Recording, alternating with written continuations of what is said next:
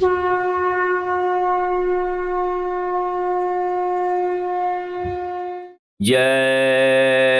गुरुदेव। परम पुरुष गुरुदेव जी, जय गुरुदेव नाम। अलख अगम के पार मैं करती तुम्हें प्रणाम।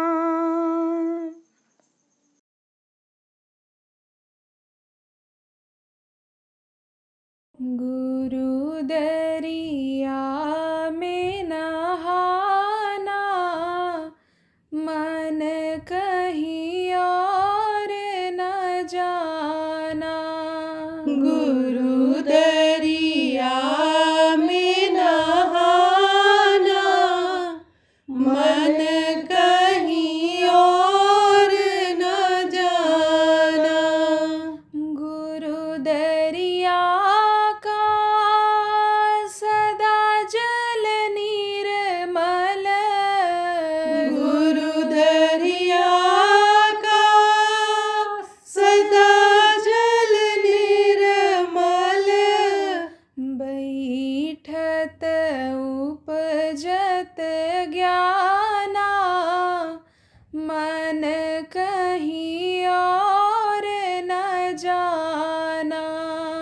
बैठत उपजत ज्ञाना, मन कहीं और न जाना। गुरु चरणों में कोटिन तीरथ, गुरु चरणों में कोटिन तीरथ, गावत वेद पुराणा, मन कहीं और न जाना। गावत वेद पुराणा, मन कहीं और न जाना। ऋषि मुनि और पीर औलिया, ऋषि मुनि और पीर औलिया, यह सब भरम भुलाना, मन कहीं और न जाना। यह सब भरम भुलाना, मन कहीं और न जाना।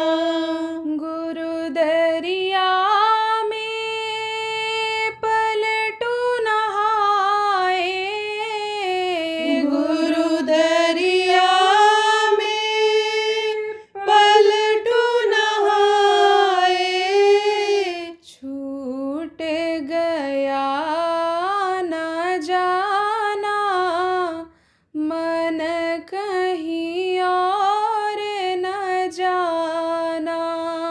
छूट गया न जाना, मन कहीं और न जाना। कहत कबीर सुनो भाई साधो, कहत कबीर सुनो भाई साधो, यही है मूल ठिकाना, मन कहीं और न जाना। यही है मूल ठिकाना, मन कहीं और न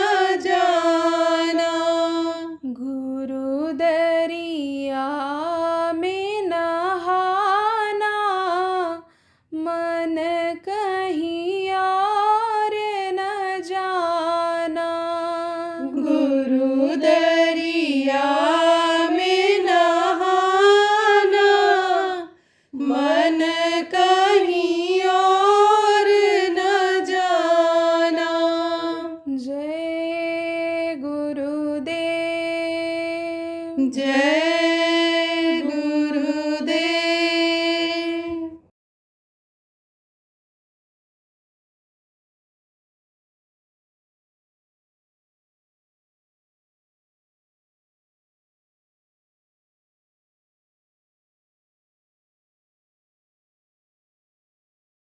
तो यह मृत्युलोक है। इस मृत्युलोक का नियम है कि यहाँ जो पेड़ फलता है वो झड़ता है, और जो आग जलती है वो बुझती है, और जो पैदा होता है वो मरता है। यहाँ कोई अमर होकर के नहीं आया। कहा गया कि वैद्य धन्वंतरी मर गया। वैद्य धन्वंतरी थे, बहुत काबिल थे। धागा बांध करके मरीज के हाथ में और दूर उनको पकड़ा दो तो उसको पकड़ करके मर्ज को बता देते थे ये मर्ज है, ये तकलीफ है, और दवा दे देते थे। तो अचूक दवा, जिसको रामबाण कहते हो, वो हुआ करती थी। मरीज ठीक हो जाता था। बड़ी मांग थी उस समय बैठ के उनकी, बहुत भीड़ होती थी उनके यहाँ। जबकि लोग संयम नियम से रहते थे, इतना रोग नहीं होता था जो आज रोग फैला हुआ है लोगों में। संयम और नियम आने का पालन लोग करते थे, लेकिन तो भी भीड़ होती थी। पलटू साहब महात्मा हुए। पलटू ने कहा मैं धन्वंतरि मर गया। पलटू अमर न कोय, सुर नर मुनि योगी जति, सबय काल बस होए। सुर माने होते हैं देवता, सुर मुनि, और मुनि तो साधना करते हैं, और जिनको यह जानकारी हो जाती है यह दुनिया नासवान है, दुनिया की चीज़ें आखिरी वक्त पर हमारे काम आने वाली नहीं हैं, यह सब यहीं छूट जाने वाली चीज़ें हैं, और कर्मों के अनुसार सजा मिलेगी। अगर चूक जाएंगे योग साधना करने में तो नरकों में जाना पड़ेगा, मार पड़ेगी। तो वो कौन होते हैं? मुनि, मुनि कहलाते हैं। तो सुर और नर, सुर देवता, नर माने मनुष्य। अब उसमें चाहे स्त्री हो, चाहे पुरुष हो, चाहे बच्चा हो, सब आ जाते हैं नर में। तो सुर, नर, मुनि, और मुनि योगी। योगी का स्थान अलग होता है, योग साधना करते हैं, और ऊपरी लोक में जब वो बढ़ते चले जाते हैं तब उनको योगी कहा जाता है। ऊंचे स्थान पर जब पहुंच जाते हैं, साधक अलग होते हैं, साधना करने वाले जो साधना का अभ्यास करते हैं, लेकिन योगी को उपलब्धि हो जाती है। वो समझो तीसरे स्थान तक पहुंच जाते हैं तो वो योगी कहलाते हैं। तो सुर नर मुनि योगी यति, सभी काल बस होए। सभी को काल के काल में समाना पड़ता है। तो यह है मृत्यु लोक। इसके ऊपर में लोक हैं। इसके ऊपर में ये जो आकाश आपको दिखाई पड़ता है, आकाश लोक है, सूर्य लोक है, चंद्र लोक है, तो फिर तारा जो दिखाई पड़ते हैं इनका मंडल है। इसके ऊपर में आपके यानी शिवलोक है, यानी ब्रह्मा लोक है, शिवलोक है, विष्णु लोक है, शिवलोक है, ब्रह्मा लोक है, फिर विष्णु लोक है, और फिर इनकी माँ आद्या का लोक है, फिर काल भगवान ईश्वर जिनको कहा गया उनका लोक है। तो ये सब लोक हैं। इनके ऊपर भी लोक है, ब्रह्मलोक, पार ब्रह्म लोक, सतलोक। तो सतलोक में जो रहते हैं, जिसको लोगों ने सचखंड कहा है, जिसको अपने लोग जय गुरुदेव लोक कहते हैं, आप ये समझो प्रेमियों कि वहाँ के जो मालिक हैं वो सतपुरुष कहलाते हैं। तो जहाँ उनकी चर्चा होती है, उनके बारे में बताया जाता हो, सत्य के बारे में बताया जाता हो। सत्य क्या है? सत्य चीज हमेशा सत्य रहती है। सत्य को कोई झूठ कर नहीं सकता है। झूठ को झूठ तो लोग कर देते हैं, लेकिन सच को झूठ जल्दी नहीं कर पाते हैं। तो सत्य कौन है? जिसको लोगों ने कहा ब्रह्म सत्यम जगत मिथ्या, जिसके लिए कहा सत्य हर भजन जगत सब सपना, उमा कहूँ मैं अनुभव अपना। शिव जी पार्वती को समझा रहे थे तो कह रहे थे कि सच सबका यानी समझो फर्ज क्या है हर का प्रत्येक का कि भजन करो वही सच है। देखो सत्संगियों ध्यान दो, अपने लोग कहते हैं यही भजन प्रार्थना बोलते हैं, यही भजन तेरे संग चलेगा पावेगा आराम, मन तू भजो गुरु का नाम। कौन सा नाम? जो गुरु के शरीर का नाम है वो नाम नहीं, जो गुरु नाम देते हैं। जिस नाम के कमाई करने से भवसागर सूख जाता है, नाम लिया तो भव सिंधु सुखाही, भवसागर सूख जाता है, भव से पार हो जाता है वो नाम। तो कहा मन तू भजो गुरु का नाम। फिर इसी में खड़ी आती है कि भज यही भजन तेरे संग चलेगा पावेगा आराम। ये जीवात्मा आराम कहाँ पाएगी? ये नरकों में जाएगी तब आराम पाएगी, कि कीड़ा मकोड़ा बना दे जाएगी 84 में आएगी तब ये आराम पाएगी, पेड़ पौधे बना दी जाएगी या आसमान के पक्षी की योनि में चली जाएगी तब ये आराम पाएगी। आराम ये तो तब पाएगी जब अपने घर अपने वतन के मालिक के पास पहुंच जाएगी। तो जहाँ उनका गुणानुवाद होता हो, जहाँ पर सत्य बताया जाता हो, जहाँ पर आप समझो कि जो मौत है सत्य है उसको याद दिलाया जाता हो वो कि भाई सबको शरीर छोड़ना पड़ेगा, शरीर के लिए ही सब कुछ किया आपने, रुपया पैसा इकट्ठा किया, धन दौलत इकट्ठा किया, मान सम्मान इज्जत पाने के लिए ऊंची कुर्सी ऊंचा ओहदा लिया, लेकिन ये सब छूट जाने वाला है, शरीर के साथ ही इन सारी चीज़ों का रिश्ता है। तो यह सत्य है। तो सत्य की जानकारी जहाँ होती है, सत्य के बारे में बताया जाता है, सत्यवाद बताया जाता है। सत्संग का मतलब क्या है? सत्य का संग। तो सत्य कौन है? सत्य वो प्रभु। तब उसको अपना साथी बना लेंगे, उसके पास जब हमारी आपकी आत्मा जाने लग जाएगी तब वो हमेशा आपके साथ रहेगा। आप कहोगे भाई वो मिलेगा कहाँ, दिखाई कहाँ पड़ेगा, कैसे उसको साथी बनाएंगे? तो इन बाहरी आँखों से वो नहीं देखा जा सकता है। इन्हीं दोनों आँखों के बीच में जो तीसरी आँख है जिसको थर्ड आई आत्म चक्षुषो नेत्र कहा गया, उससे उसका दर्शन होता है। तो जब वो खुलेगी, युक्ति बताने वाला उपाय बताने वाला जब मिलेगा और वो खुलेगी आँख तब उसका दर्शन होगा। और वो मिल जाएगा तो जो इच्छा कीन्ही मन माही और हर प्रताप कछ दुर्लभ नहीं। जिस चीज की इच्छा लोग करते थे पहले के समय में वो चीज उनके सामने हाजिर हो जाती थी। लेकिन आज वो संभालने के बाद ही सत्संगों में जाने लगता था। बच्चे को लोग 15वें दिन महीने में एक बार सत्संगों में ले जाते थे और जब वो सत्संग को सुनता था उनकी आत्मा के अंदर ज्ञान होता था। जब जागृति आत्मा जब होती थी तब वो भजन भाव करते ही थे। ये कब से चला? शुरू से ये चला रहा है, जब से धरती बनी है तब से चला रहा है। लेकिन युग बदलता गया, कर्मों का विधान बन गया और कर्मों के अनुसार यानी सजा लोगों को मिलने लग गई। कर्म खराब हो गए तो बुद्धि खराब हो गई, बुद्धि खराब हुई कर्म खराब हो गए। कर्म और बुद्धि का एक तरह से सीधा संबंध होता है। तो कर्म खराब हो गए तो बुद्धि खराब हो गई, बुद्धि खराब हुई तो कर्म खराब करने लगा आदमी। आप ये समझो कि धर्म नहीं रहता है तो कर्म खराब हो जाते हैं और कर्म खराब होते हैं वहाँ धर्म नहीं रहता है। तो ऐसे ही ऐसी स्थिति बन गई कि इस समय पर भगवान जल्दी लोगों को याद ही नहीं आते हैं। इस समय क्या याद आता है?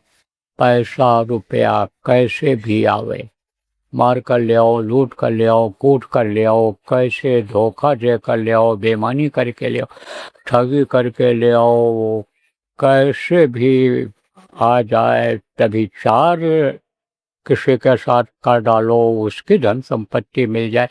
बस इसी चक्कर में आदमी पड़ा हुआ है, बाकी सब चीज़ें भूल रहा है। याद भी अगर करता है भगवान को तो जब मुसीबत आती है, तकलीफ आती है, तब याद करता है। और ऐसे भगवान को याद करता है कि जो मददगार ना हो, जो कुछ कहो तो सुने नहीं और कुछ पूछो तो बतावे नहीं। अब वो कौन भगवान होते हैं?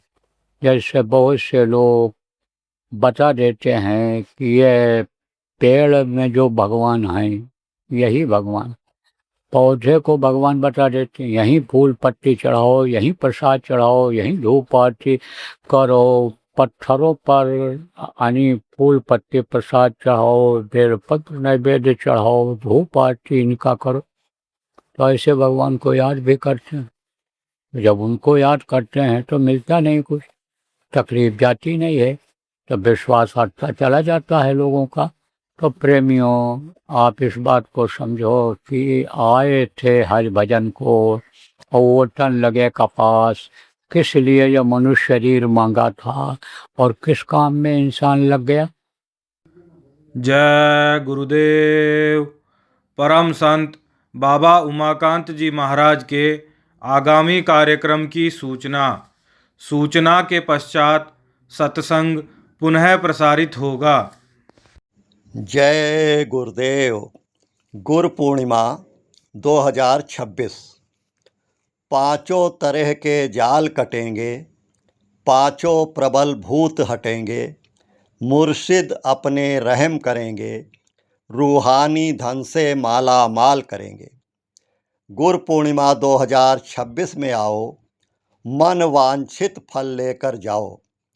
कार्यक्रम 27 व 28 जुलाई 2026 प्रातः व सायंकाल 5 बजे से। पूजन एवं सत्संग 29 जुलाई 2026 प्रातः 5 बजे से। निकट बाबा उमाकांत जी महाराज आश्रम, टोल से 500 मीटर पहले, ठीकरिया, अजमेर रोड, जयपुर, राजस्थान।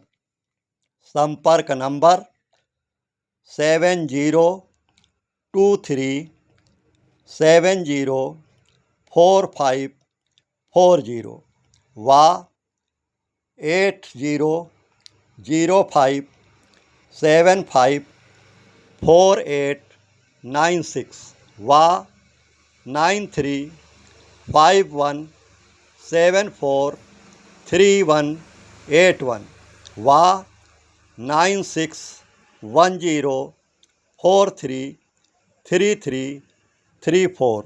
जय गुरुदेव।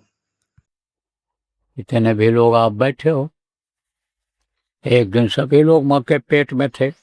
किस हालत में थे?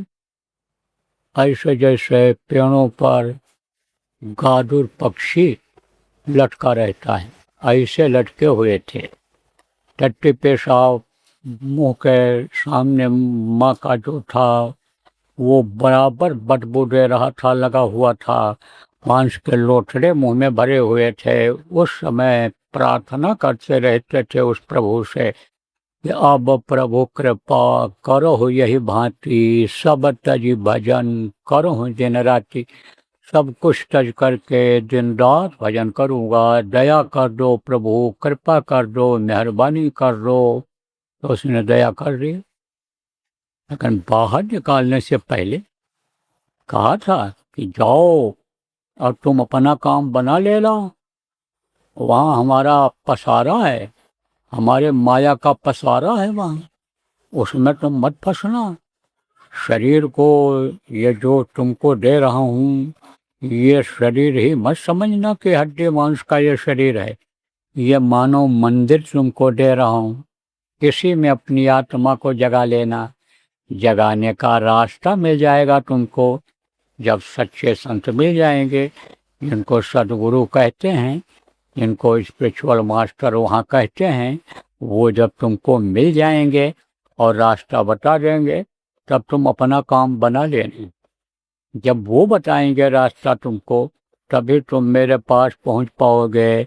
अभी तो तुम आनी समझो या रट रहे हो कि हम सब कुछ छोड़ करके भजन करेंगे, आपके चरणों में आकर के लिपट जाएंगे। लेकिन वहाँ तुम जाने के बाद भूल जाओगे, अब तुम याद रखना कि तुम्हारा दिल दिमाग बुद्धि सही रहे, उसके लिए इस शरीर को अंदर से गंदा मत करना। इसके अंदर कोई मुर्दा मांस मत डालना, कोई मछली अंडा फंडा इस तरह की चीज़ों को मत डालना। तुम्हारे खाने के लिए मैंने पहले ही इंतजाम कर दिया है। पेड़ पौधे मैंने बना दिए, फल फूल बना दिया, तरह तरह का अनाज बना दिया है, उसको तुम खाना। और जब तक तुम खाने लायक नहीं बनोगे तब तक के लिए पहले से ही मैंने तुम्हारे माँ के यानी स्तन में दूध भरना शुरू कर दिया है, और तब तक वो भर करके तैयार हो जाएगा। पहुँचते ही तुम्हारी व्यवस्था तुमको मिल जाएगी जो मैंने कर दिया है, लेकिन इसमें फंसना मत तुम। तो वादा किया। अब वादा किया तो उसने तो अपना वादा निभा दिया, मनुष्य शरीर तो दे दिया, लेकिन आपने वादा नहीं निभाया। वादा निभाने का काम जब करोगे तब आपके अंदर वो शक्ति आएगी कि जो इच्छा की नहीं मनमाही, जिस चीज़ की आदमी इच्छा करता था पूरी होती थी, क्योंकि वो वादा को निभाता था। और वही चीज़ें देखो समय बदल के अनुसार बदलती चली गई, लेकिन जो 60-70 साल के बुढ़े इसमें बैठे हो, देखो आपके 55 में ही कैसा समय था कि सुबह शाम भगवान का नाम लोग लेते ही थे। बच्चे जब उठते थे धरती माता को प्रणाम करते थे, जो भी देवी देवता भगवान की मूर्ति घर में रहती थी, फोटो लगा रहता था, उनको प्रणाम करते थे, माता पिता को प्रणाम करते थे।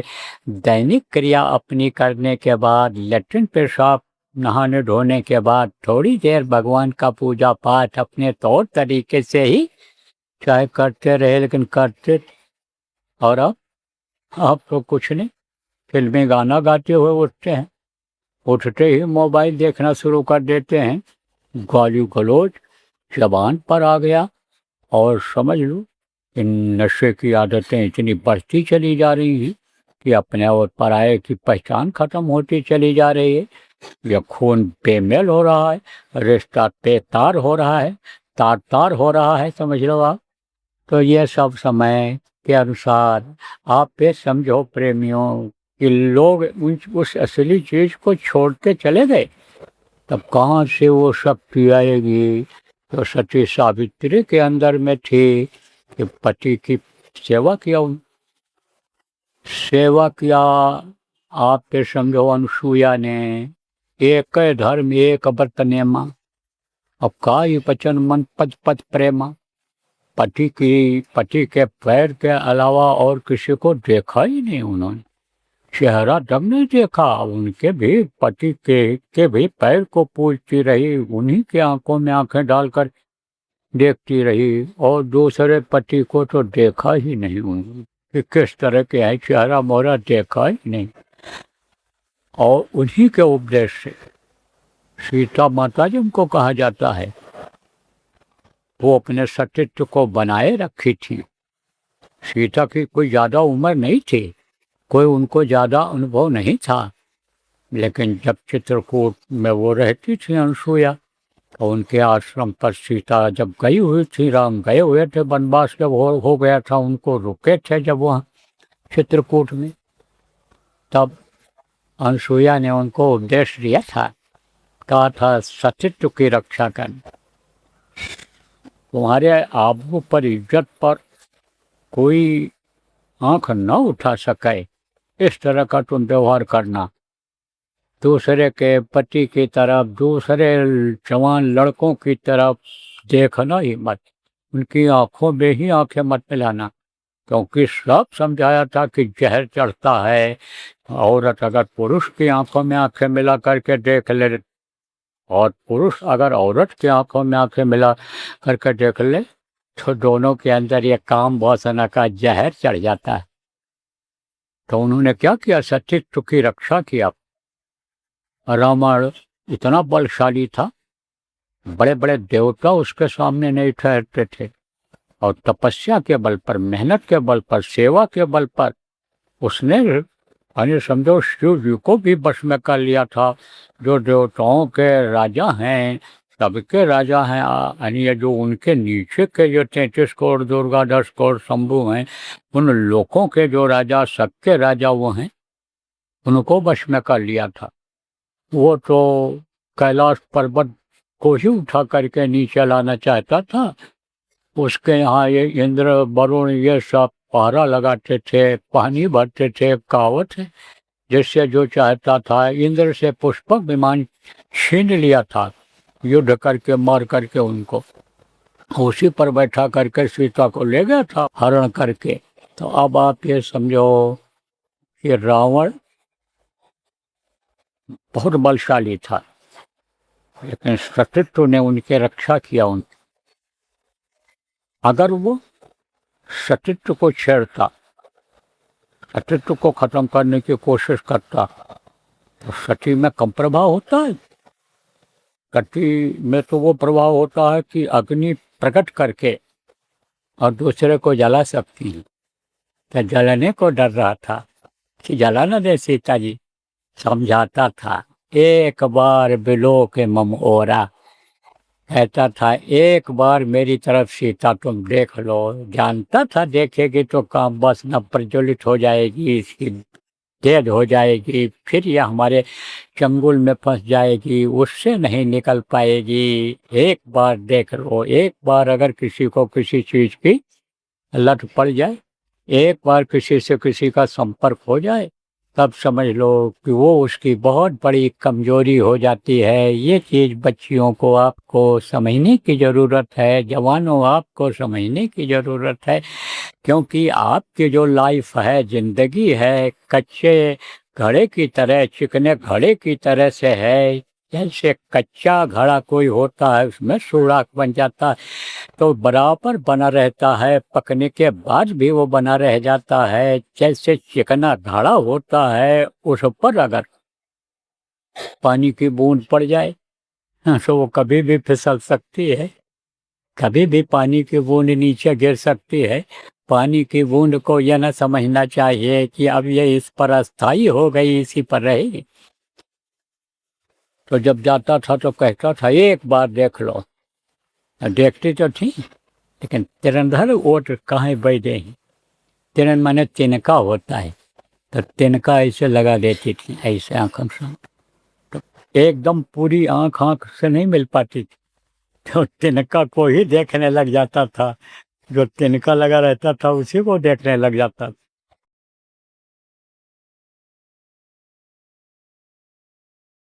चार 4 घंटे का अखंड नाम धुन से शुरुआत करो। जिसके यहाँ भी जगह हो, गांव में सबको बुला लो, आदमी को बुला लो, आदमी लोग, औरतें भी आ सकती हैं, और नहीं तो औरतें जो हो, आप महिलाएं जो हो, बच्चियां माताएं जो आप बैठी हो, आप लोग माताओं को बुला के करो। पुरुष लोग मान लो चले गए, नौकरी काम में चले गए, दिन में आप खाली हो तो बैठाओ और नाम धुनी बुलवाओ। कोई ना कोई बोलते रहें 2 आदमी वहाँ। ज़रूरत है तो चले गए, अपना आप घर का भी काम कर सकते हो, ज़रूरी काम सब कर सकते हो, लेकिन थोड़ी देर के लिए ज़रूर बैठो। ऐसे समय पर करो कि दिन भी रहा है, रात भी न हो, तब तक 5 बजे छुट्टी हो तो दफ्तर का साहब भी आ जाए, वो भी बोल लेगा, तब तक रोटी पानी बनाने का समय हो जाएगा। तो ऐसे समय पर रख लो तो बराबर नाम धुनी ये चलेगी। अभी अभियान चल रहा है, 4 घंटे की करो। जब मन लग जाएगा आपका, और लोग आने लग जाएंगे, उनका भी मन लग जाएगा, उनको फायदा दिखेगा। बहुत से लोगों के पास बहुत पैसा है, कोई कमी नहीं है, सब सुखी हैं, लेकिन टेंशन बहुत है, परेशानी बहुत है मानसिक। तब जब उसमें आराम मिल जाएगा, तब आने लग जाएंगे वो लोग। तब आप 24 घंटे का कर देना, छुट्टी के दिन कर देना। आप ये समझो कि शनिवार को शुरू करो और सोमवार को ख़त्म कर लो, तो इस तरह से 24 घंटे का कर लो और फिर बढ़ा दो। आप 3 दिन का कर दो अखंड, 5 दिन का कर दो, 9 दिन का कर दो। तो ये कब तक चलेगा? गुरु पूर्णिमा तक। गुरु पूर्णिमा अभी होगी, एक पूर्णिमा ये निकल जाएगी, और दूसरी पूर्णिमा जब आएगी तब उसको होगा। कार्यक्रम होता है, कहाँ होगा? राजस्थान में।